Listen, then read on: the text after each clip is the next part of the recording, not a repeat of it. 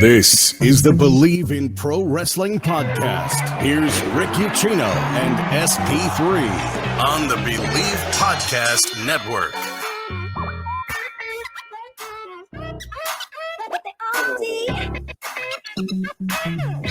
The official changing of the guard, the torch passing, if you will, is all said and done. It is over. We are officially in the era of NXT 2.0. We have a new unified, well, I guess technically not new. He had the North American Championship beforehand, but whatever. Carmelo Hayes is the guy. He won his match with Roderick Strong, but the big headline coming out of New Year's Evil Tuesday night, we have a new NXT champion, Bron Breakker, dethroning Tommaso Ciampa. Ciampa tapping out to the Steiner recliner. Never thought I would see him willingly give up Goldie. Very, very interesting booking decision there. I don't know how I feel, SP3, about Tommaso Ciampa just giving up his baby.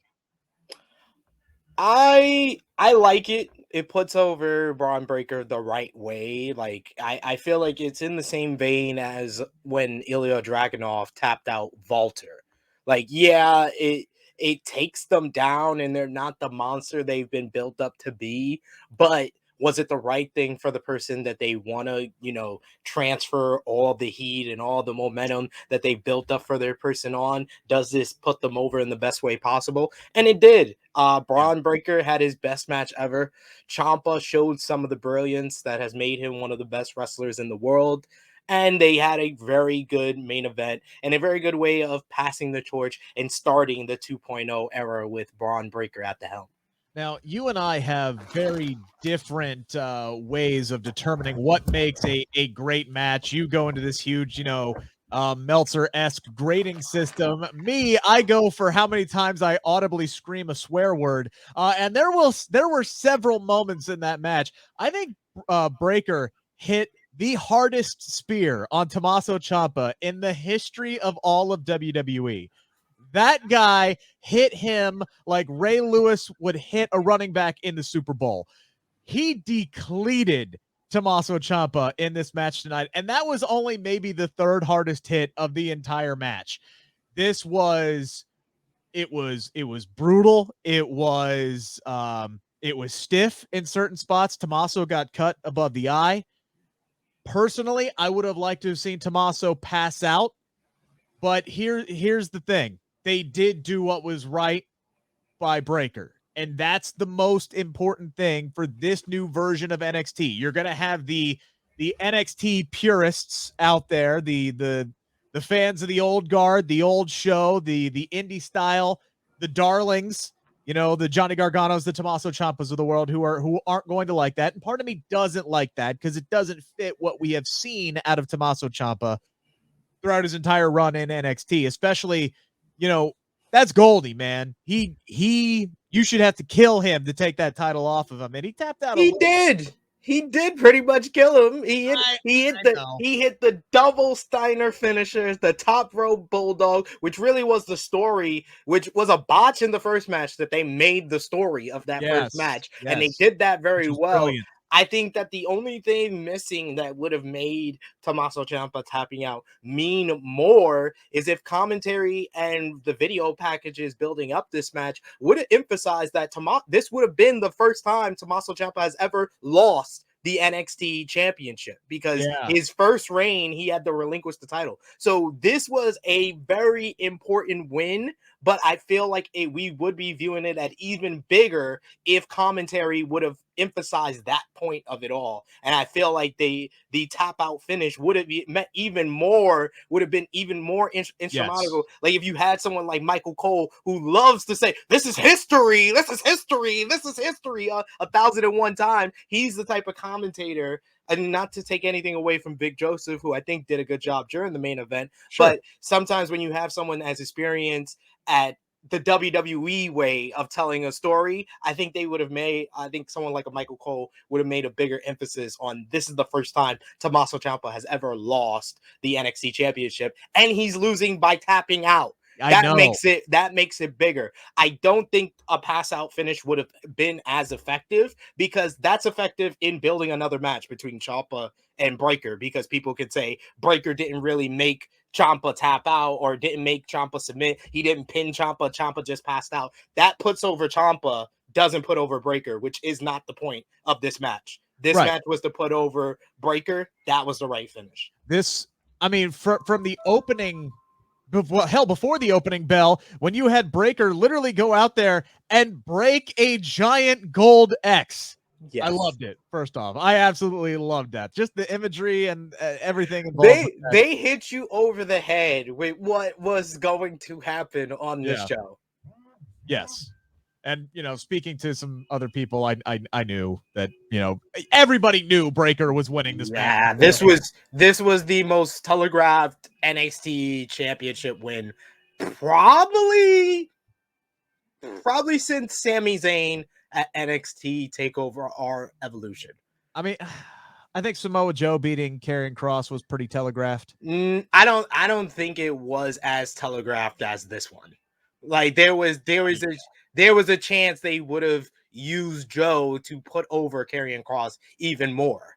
That's why I said, like, there's that little inkling of a chance there. There was no chance Ciampa was going to win here. We literally, on the True Hill Heat YouTube channel, we're doing the watch-along, and someone said, something's telling me that Tommaso Ciampa is going to win. And I literally responded, I think something is lying to you.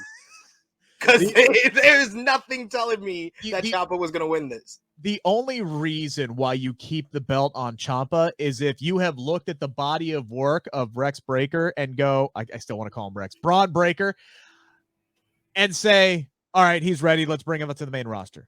That's the only reason. If you go, all right, we're just going to bypass an NXT title run for him, which they have done with superstars in the past, and just hot shot him straight in. He's in the Royal Rumble, whatever. We're moving forward. We're going. But to be honest, outside of Braun Strowman, has that ever worked out well for them? No.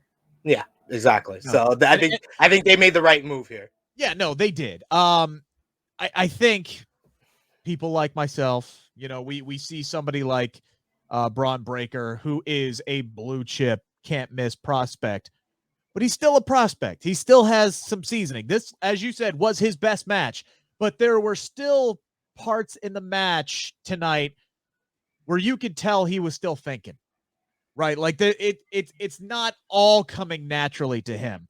The spot where he had he went to do a double leg hook on Tommaso Ciampa when he wasn't supposed to do that because Ciampa's going to grab the rope there. So he kind of hesitates and then he doesn't. So he reaches in to cover, but he doesn't. He pulls back and he lays back on him because that's what the spot's supposed to be. And even something as simple at the end of the match where he's getting ready to pull the straps down. He starts putting the straps down. He's like, oh, wait, I need to stand over him first. And then he gets over top of him, and then he pulls the straps down. You can just tell he's still thinking a lot about it. And watching this match, I'm sitting here going, he is so damn good, but he's still a little green, and he does need a little bit of seasoning. And this NXT Championship run that he's about to go on is going to be very, very beneficial for him. But he'll be up on the main roster, I think, sooner rather than later. It's just reps at this point. He just needs more reps. He fits the mold of Lake A or Leviathan in developmental paths. And for anyone who doesn't know, what kind of prescription is that? What did you say? Leviathan? Leviathan and Lake A. For people who are unaware of who that is from their developmental times, I am talking about Roman Reigns and Batista. That's what Bron Breakker right now is akin to in his presentation, in how he looks, in how he is in the ring, where he has star potential. Like the way he feeds off the crowd, the way he hits his moves with the nice little snap and velocity that not a lot of guys can hit.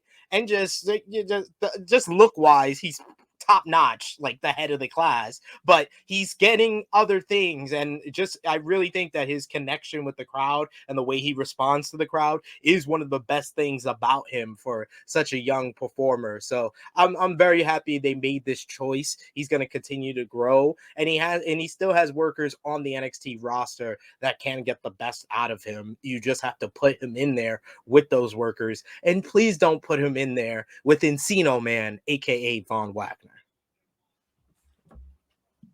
the man with the 5 head. I don't know. We were talking about this before we went on the air.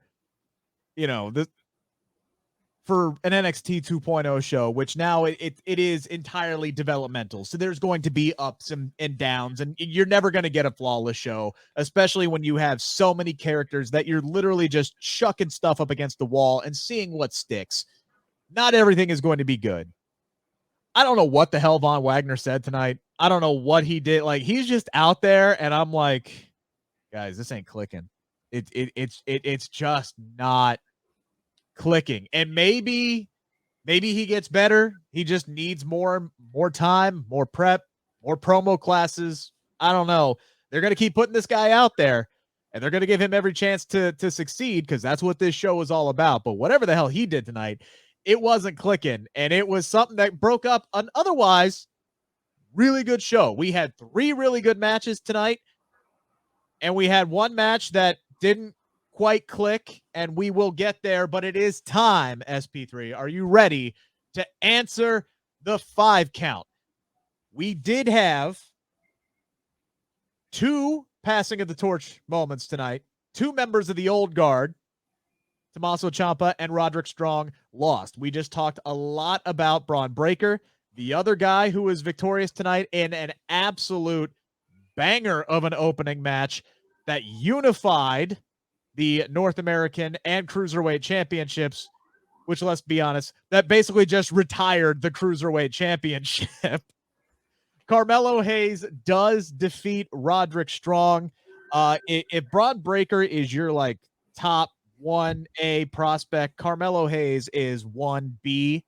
But that's the first question I want to ask. If you could pick one guy, this is the future of your company, this is the guy you were going to ride to the moon, as Cameron Grimes would say, would you choose Bron Breakker or would you choose Carmelo Hayes, SP3?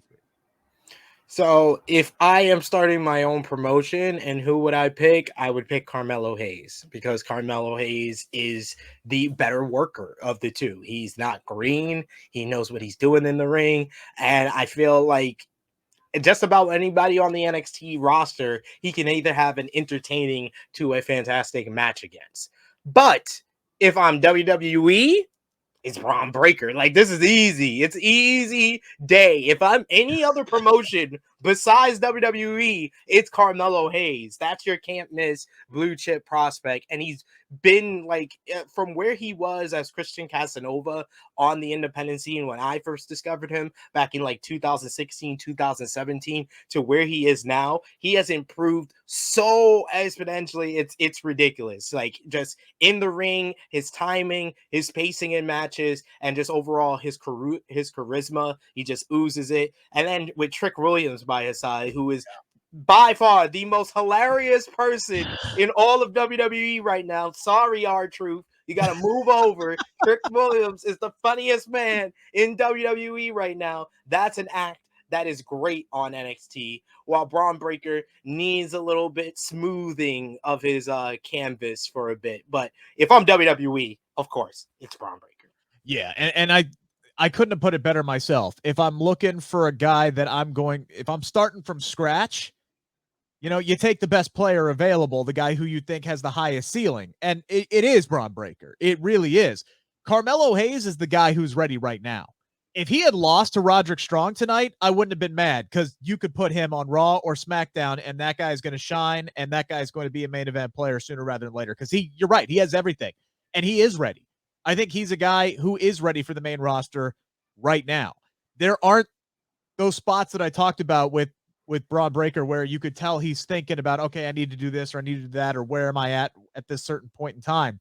There's none of that with Carmelo. He is confident. He is smooth. The stuff that he can do in the ring is out of this freaking world.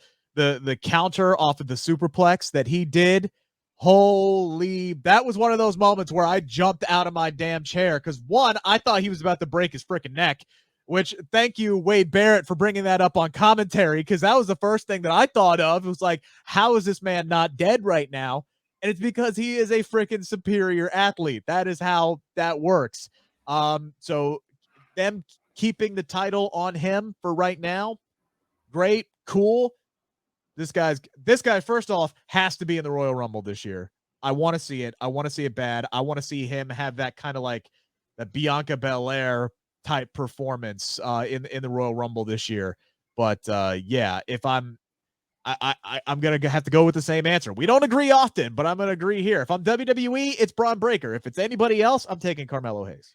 I wouldn't put Carmelo Hayes in the Royal Rumble. I don't want him to touch the main roster for at least a year or a year and a half, 2 years. This is a guy that can fill a slot that is very much needed. Looking at the NXT roster, like you've lost Adam Cole, Kyle O'Reilly, Bobby Fish, Johnny Gargano in the past few months. Carmelo Hayes is kind of a fusion of all those guys. He could be your show stealer. He could be your top worker on the brand. While Bron Breakker is the face of the brand right now as NXT champion.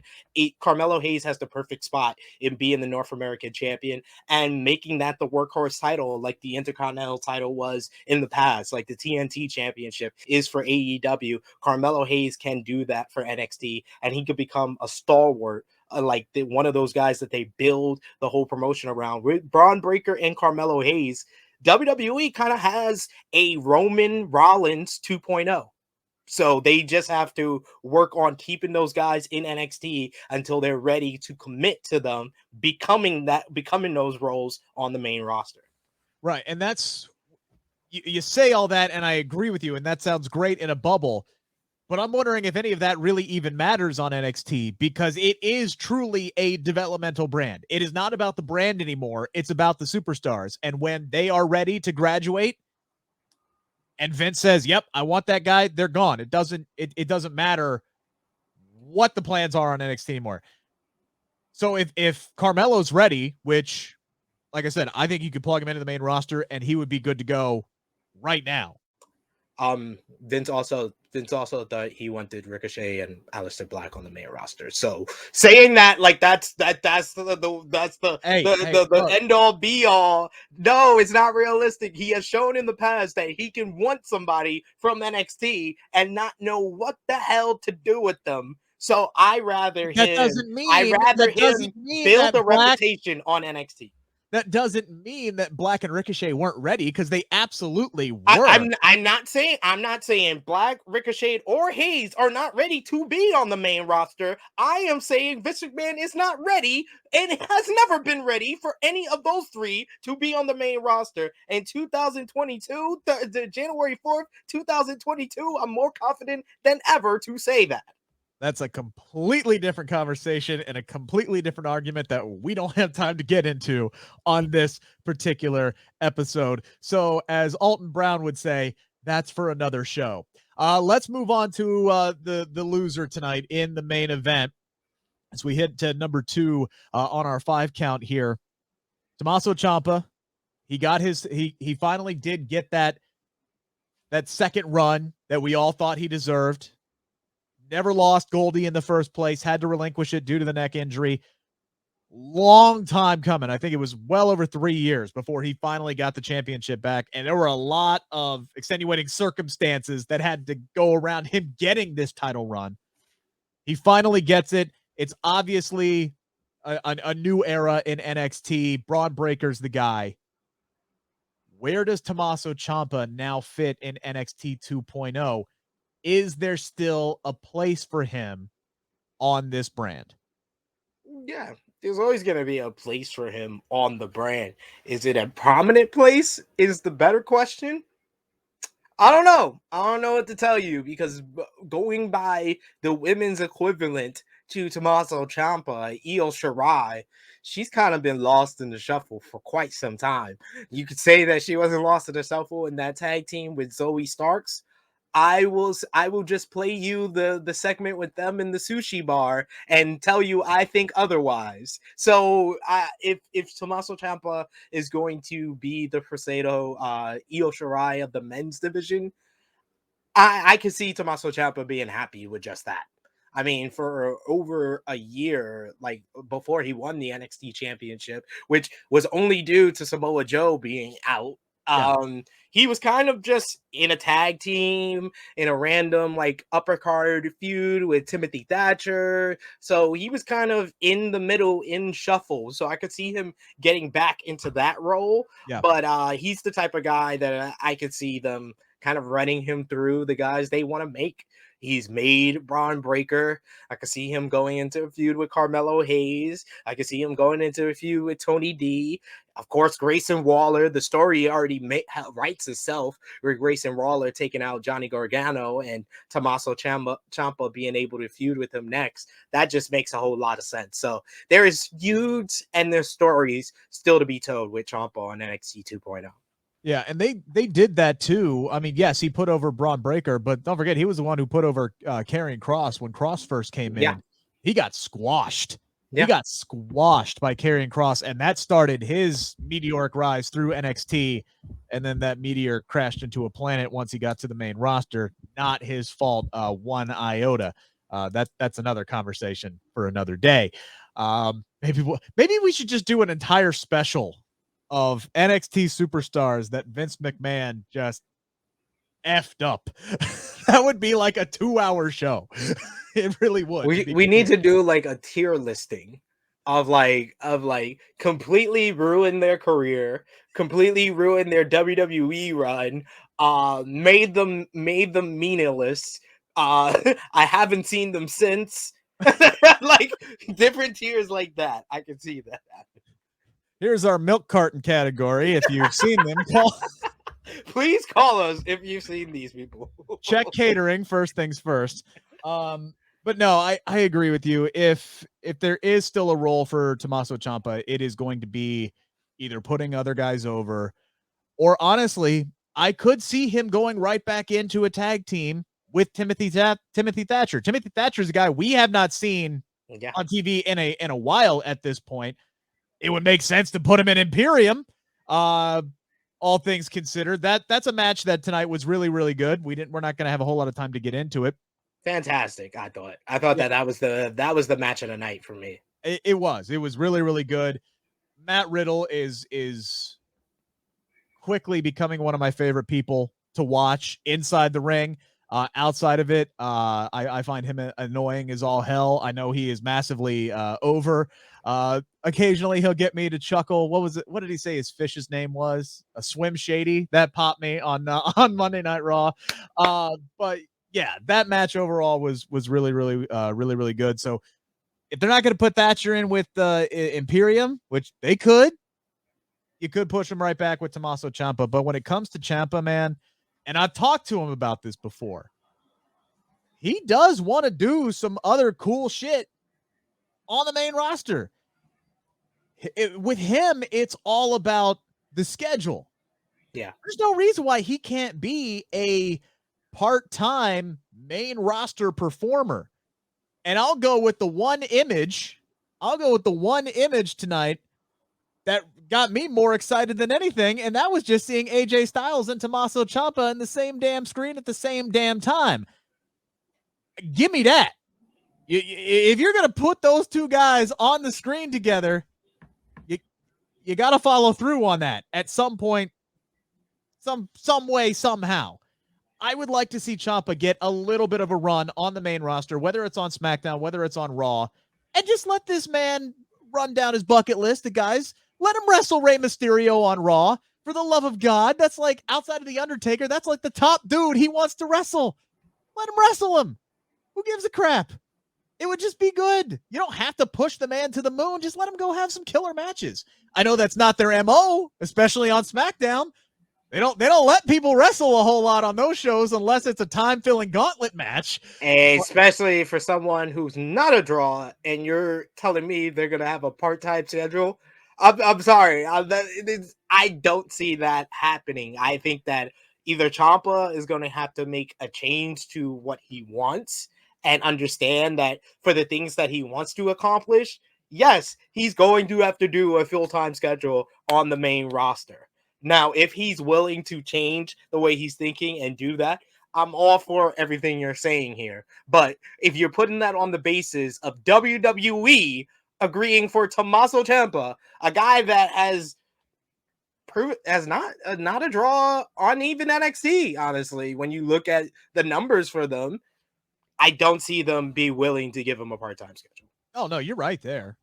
You're right. I'm just saying this is what I would like to see, and I'm hoping that they have plans for him to go to the main roster at some point, because again, WWE, they do a lot of things that just drive you nuts. But if they put something on screen, they have a plan, or at least an inkling that they're going to pay it off at some point down the road. More often than not. I don't agree. If they put that little bit of bait out there, more often than not, they do follow through on that. I'm telling you, we could do a whole countdown show of the amount of times they've teased something and not followed through on it or not paid it off. I didn't say anything about a payoff, but I'm just saying, like, a payoff is if you put Ciampa and Styles on the screen together, that means that you are either going to do a tag team match with them or you're going to do a singles match with them. And I am saying that I don't think that's the idea behind putting them on the screen together. I think the idea of putting them on the screen together is to pop the crowd. It's the NXT champion on the same screen as one of the biggest WWE superstars. Nice pop of the crowd. Okay, move on. Let's get to AJ Styles dropping out to Grayson Waller. Who knows? Maybe because they took. I mean, that was the best part of AJ Styles on the show. It took him 15 minutes to get to a match we knew was going to happen for the past month. Like I liked AJ Styles promo tonight, though. The promo is fine. But when you take 15 minutes worth of the show for a match that you would think would happen on this show to set it up for next week's show, where yes, AJ Styles was good for what he was, but Grayson Waller it's just playing the idea of a WWE heel. Like he's not playing an interesting character. He's not playing something that's intriguing or compelling. He is just a caricature of WWE heels, and his promos are scripted and very obviously scripted to be a WWE heel that I totally tone out of the whole thing. And then by the end of it, I just look at the clock and I'm like, it took them 15 minutes to get to a match we knew was going to happen a month ago. Yeah. That was unnecessary. Yeah, I do agree with you there. I think Waller has a ton of potential, and I think that, you know, he can be so much more than just cookie cutter heel. But they got to give him the opportunity to do that. And I'm hoping that they give him the opportunity to do that sooner rather than later. And who knows, by the way, maybe Tommaso Ciampa gets involved with that match. Grayson Waller, something happens in that match next week, and Tommaso Ciampa has to come down and make the save, setting up a tag team. It could get involved with AJ Styles and Tommaso Ciampa in a match together, just not on the main roster. Maybe it happens on NXT. Who knows? We'll see. Moving on to number 3, we talked about Carmelo Hayes. He retained his North American Championship, and in doing so, absolved the Cruiserweight Championship. I don't know if he's going to hold up both belts, but it does seem like the Cruiserweight title is going bye-bye. There was that press release that the WWE sent out, or at least like the preview on the page, that said they were going to call it the North American Cruiserweight Championship. Which is just ridiculous. Yeah, and somebody finally realized and went, yeah, that's dumb. Let's just call it the North American title. So number 3, are you okay with WWE retiring the Cruiserweight Championship? Yeah. I mean, the WWE have not cared about the Cruiserweight Championship since they introduced the title. They put a lot of time, effort, and passion into the CWC, the Cruiserweight Championship tournament, which was great. But in my opinion, the greatest tournament that WWE has ever produced in the history of the company. But since then, they just haven't really cared. It didn't pay off for them putting it on Monday Night Raw. Making 205 Live never paid off. They don't even care about that show. Odyssey Jones is a mainstay of that show now, and he is definitely like double 205. He's 405. It's 405 Live. Exactly. Yeah. But yeah, Yeah, I'm totally fine with WWE retiring the title. If they don't care about a title, getting rid of it doesn't hurt anybody. It's just sad of where we were with that tournament to how it's ending. I mean, and the title going to NXT did improve it some, and I felt like we were on the cusp of, you know, it being revitalized completely when Kushida had the title, and there was rumors of them putting more focus on the Cruiserweight Championship. But man, all the reports and rumors we heard about NXT, they have just reverted and flipped on his head in the last couple of months, and now the Cruiserweight title is retired, which is not surprising at all. No. Not only am I more than okay with this, but my message to WWE is don't stop now. Let's retire a few more, shall we? The 24/7 title, get rid of that damn thing. Because all it is doing is killing 5 to 6 minutes of a 3-hour show, and nobody cares. Nobody cares about the 24/7 title. It has been nothing more. If they would treat it like the old hardcore title and actually put some entertainment value into it, that's fine. When Reggie had it for all like the first couple of weeks and he's doing his flippy dippy stuff in the park and R-Truth is chasing him around, okay, that was funny, but then it got old. I don't know. It's not working. Nobody gives a damn about it.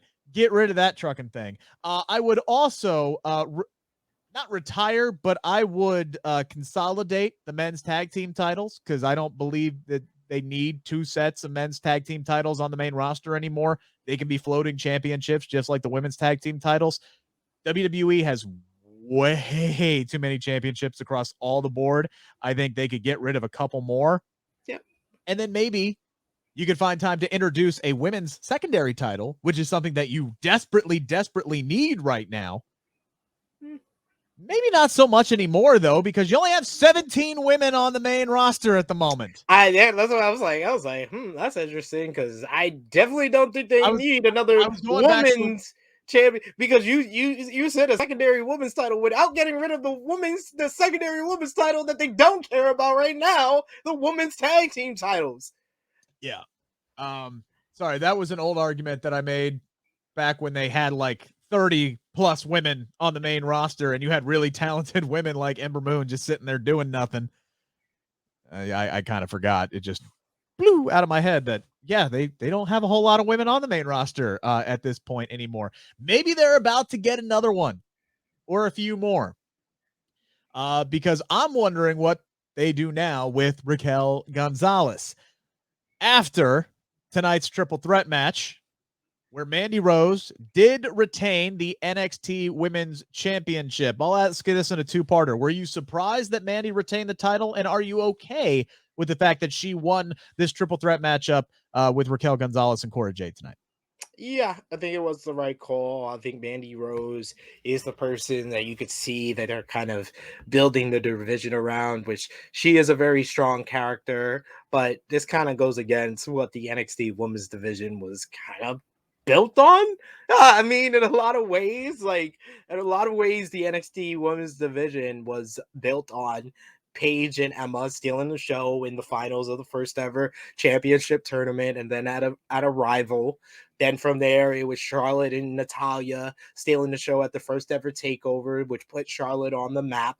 Then you go from Charlotte to Sasha, from Sasha to Bayley, from Bayley to Asuka, and Asuka's long run, which is one of the greatest of all time. Then you think you're going to have a pause from there. One champion after that is Shayna Baszler, where she dominates the whole division. You have the big coronation of Rhea Ripley that, the Charlotte thing, we won't talk about. We'll gloss over that. Io Shirai has a great title win, and then she puts over Raquel Gonzalez very strong at Stand and Deliver.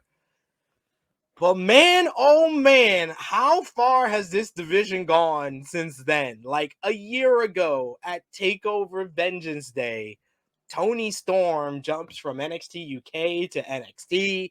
Ember Moon comes back from injury and returns to NXT. At the time, they just had got Taya Valkyrie. They had just got, Like this NXT women's division, people were questioning if it was the greatest women's division of all time, not just in WWE. Shotzi, Dakota Kai, Candice Tegan Knox, LeRae, Tegan Knox. Oh man, like the multitude of talent that this division had. And now you circle back to January 2022, and Mandy Rose is the champion. There's Io Shirai is an afterthought on this roster. Kaylee Ray, that got this big presentation, a big debut from going to NXT UK to NXT at TakeOver 36. She pretty much hasn't been on TV consistently this whole entire time, the past 5 months.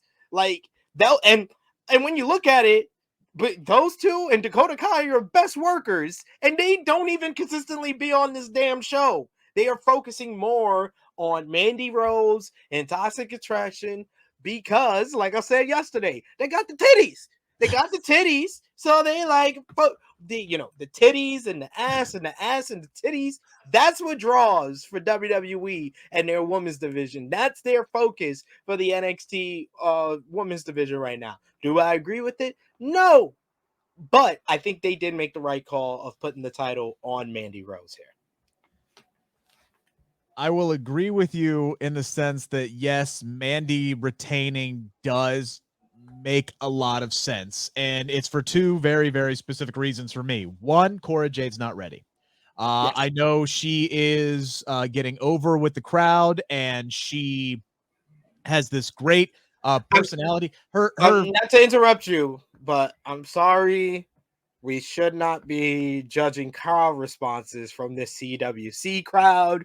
When you look at how they qualify people to be a fan at the CWC, it's basically they qualify you to be like, are you too good to take money to cheer for people that you don't want to cheer for?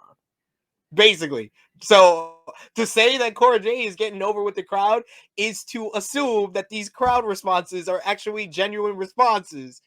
Continue on. I wasn't gonna go there. I just wanted to put that out there that we cannot. I wasn't gonna go there, but she's obviously somebody that the company sees value in and sees a future in. And I'll say this much: she's got one thing down right now, and it's her facial expressions. I mean, the way she tries to tell a story in the ring through her eyes, through her face, she's got all the confidence there. But there were so many times in this match where I don't know if she was lost or confused or just didn't know what to do next. But I saw you put out on Twitter earlier, like, this match just didn't click tonight for you. And I think that had a lot to do with it. The fact that I don't think Cora Jade was quite ready for this spot yet. Very, very talented young girl. She's just a little green at the moment. So she does need some more seasoning. So putting the title on her didn't make a whole lot of sense. And then I saw people who were upset that Mandy Rose pinned Cora Jade. I'm like, why? Why are you upset? Clearly, that's the one that should have been pinned. You want Mandy to beat Raquel Gonzalez? Again? No. Hell to the no. Especially because Raquel Gonzalez right now should be on SmackDown. She should be on the main roster. Face with Charlotte Flair. That's where Raquel Gonzalez should be right this second. That's where she is the most valuable to WWE. She is ready for the main roster. There is no doubt in my mind. That's why Mandy Rose winning tonight makes perfect sense in the world to me. I love how this matchup was a battle of transportation, though. You had Cora Jade come out with a skateboard. You got Mandy Rose make her entrance with a helicopter. It was one-upsmanship every time. You had Raquel Gonzalez, who has officially gone from Big Mommy Cool to the Mexican American Badass. So I'm all for it.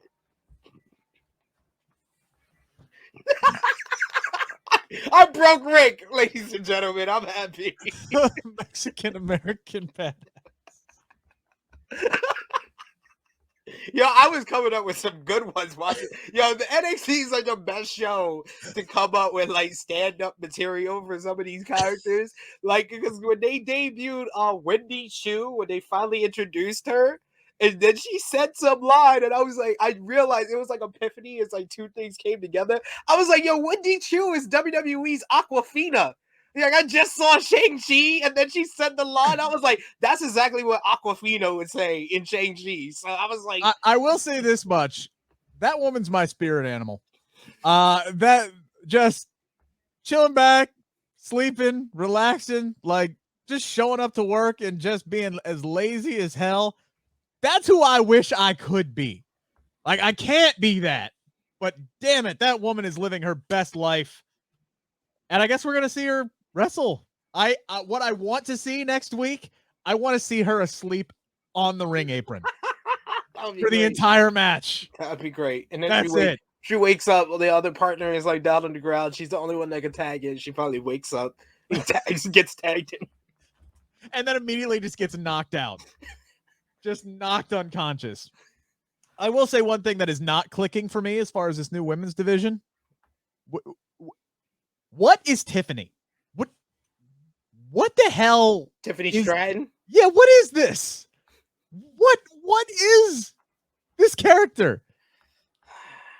I mean, Mandy Rose, Toxic Attraction, and Tiffany Stratton, they got into the telephone booth in Bill and Ted's Excellent Adventure, and they are pulled from another time from 2008 WWE Divas division, and they have been pulled here to 2022 in NXT. Which is a shame because, well, I don't know much about Tiffany, to be completely honest with you. I all I know is she picked apparently she's an Olympic gymnast. Cool. You took an Olympic gymnast and you turned her into a daddy. These girls are ewy, or whatever the hell she said tonight.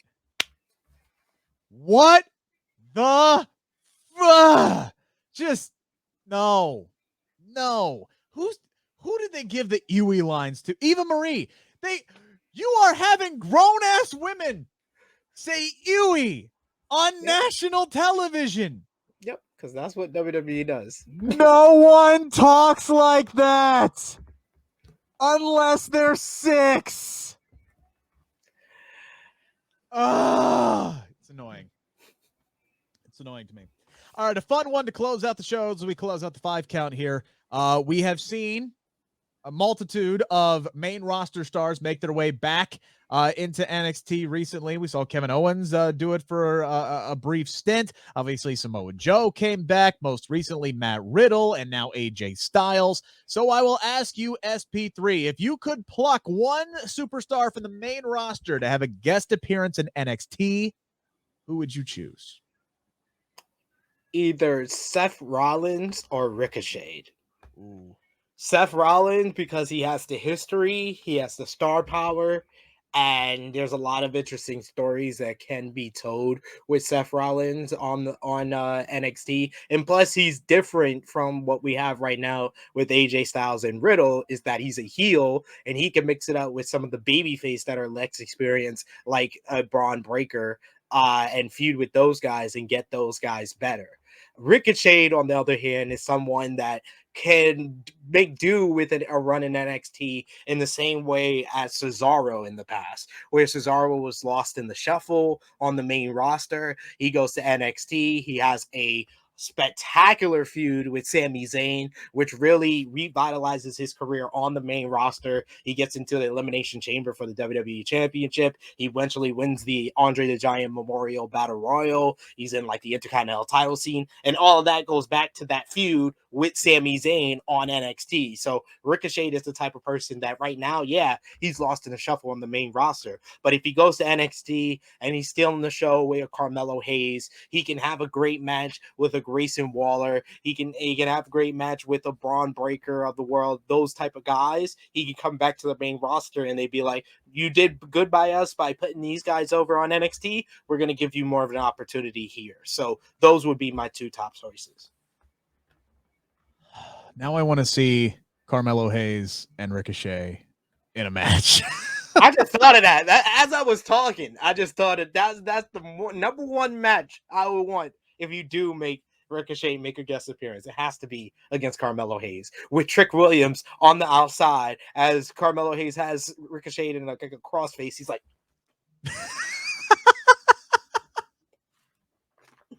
By the way, we're getting the YouTube channel up as we speak. All of our old episodes are going to be uploaded, so you can just see the motion that SP3, for those who are listening on the podcast, which we appreciate you, by the way. Brand new show. Please spread the word. Follow us on social media at Rick Ucchino, at True Heel SP3. That is true without the E. But the YouTube channel is being launched as we speak, so please go back and I mean, it's SP3's facial expressions, much like Cora Jade, that just sell the entire experience of this. You are not going to be surprised by my answer one tiny little bit, and it's Becky Lynch for me. I would have Becky Lynch drop the Raw Women's Championship at WrestleMania to Bianca Belair, and then immediately just show up in NXT and take the title away from Mandy Rose. I would do this for a couple of things. One, the fact that she's the only four horsewomen to never hold the NXT title is something that needs to be rectified at a certain point. And then two, I would have her immediately go into a feud with Kaylee Ray and have Kaylee Ray take the title off of Becky Lynch. Simple thought process there.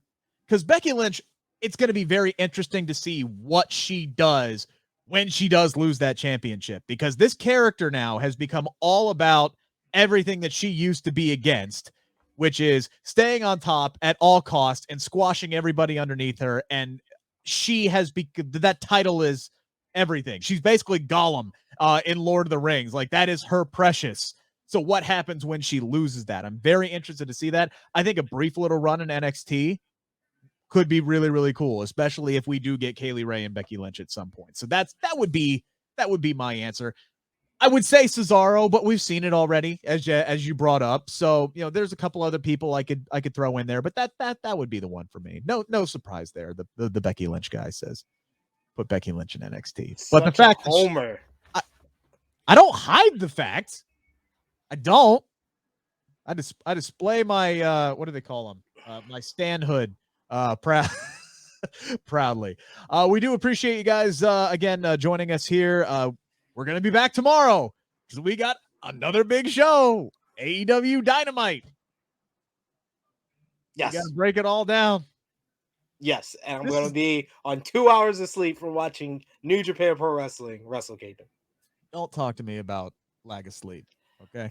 So we recorded our post-Raw episode last night. By the time I got it uploaded, it was about 1 a.m., and then my alarm went off at 1:30 to go to work, and I have been up still to right now a half hour. So we're going to end this episode right now so I can upload this MFR and then go to sleep. We'll see you guys. Well, again, once the YouTube is up, we'll see you guys.